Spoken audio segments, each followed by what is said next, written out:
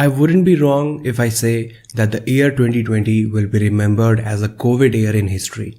And we as a generation watched this story unfold from the wet markets of Wuhan, China to every street of every city in every country of this world. It has been more than 1 year of this pandemic which has had a devastating effect on this whole planet. With more than 92 million cases and 2 million deaths, this pandemic doesn't seem to stop. The virus is surging in many regions and countries that had apparent success in suppressing the initial outbreaks and are also seeing a rise in infections again. The World Health Organization has warned that the virus will continue to spread rapidly in the coming months. Many European countries witnessed an increase in cases during the autumn, and many countries implemented lockdowns and other restrictions to curb the infections. United Kingdom is also experiencing another steep rise in cases driven by a new, more easily spread mutated variant of the virus. Several coronavirus vaccines have now been approved for use, either by individual countries or by the European Union and WHO. There are currently more than 50 COVID-19 vaccine candidates in trials. Now currently there are 2 vaccines that have been authorized and recommended for COVID-19. The Pfizer's BioNTech COVID-19 vaccine and Moderna's COVID-19 vaccine. And as of December 28, 2020, large-scale phase 3 clinical trials are in progress for 3 COVID-19 vaccines in United States. The AstraZeneca's COVID-19 vaccine, Johnson's COVID-19 vaccine, and Novavax's COVID-19 vaccine.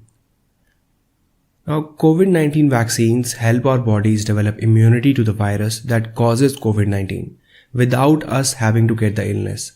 Different types of vaccines work in different ways to offer protection, but with all types of vaccine, the body is left with a supply of memory T lymphocytes and B lymphocytes, as well as antibodies that will remember how to fight the virus in the future. It typically takes a few weeks for the body to produce T lymphocytes and B lymphocytes after vaccination. Sometimes after vaccination, the process of building immunity can cause symptoms such as fever, muscle pain, fatigue, etc. These symptoms are normal and are a sign that the body is building immunity. So it's very important that you understand the minor side effects of COVID vaccine, and also we will discuss some of the rare but serious complications that can occur. Then we will talk about whether you can get COVID-19 from a COVID-19 vaccine. So without further ado, let's begin. The most common side effects that you can experience after COVID-19 vaccination include pain at the injection site, tiredness, headache, muscle pain, chills, swollen lymph nodes, joint pains, fever, swelling at the injection site, and redness at the injection site. You can also experience some kind of nausea.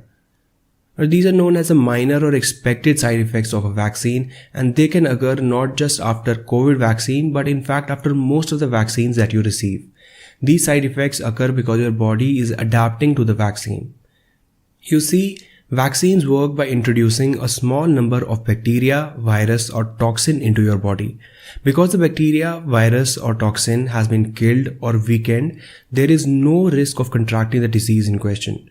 However, your body responds as if it were under attack and mounts an immune response. If in the future you do encounter that disease, you will have an army of cells and antibodies ready to fight it. This means that any adverse effects you experience are unlikely to be caused by the bacteria, virus, or the toxin in the vaccine. Most of the common side effects such as sore arm, redness, and fever are caused by the injection or by your own immune system fighting against the weak invaders.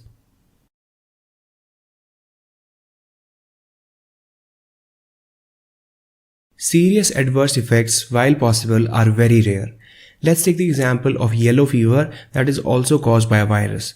According to WHO, serious side effects occur at a rate of 0.09 to 0.4 cases per 10,000 doses of yellow fever vaccine in populations who haven't been exposed to the virus. By contrast, the serious form of yellow fever is fatal around half the time.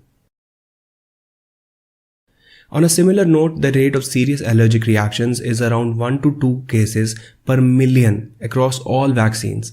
Compare that with the death rate of measles, which is around 1 in 500, and for flu, which causes around 200 deaths in UK alone every winter. And it's obvious which is riskier. What we need to understand are the risks and benefits. How many people are dying from yellow fever? How many people are dying from measles? Versus how many died from any serious adverse effects of the vaccine. Now clearly, adverse effects are tragic for the individual and the family, but they are very rare. And we need to balance this with the risks associated with that of the disease.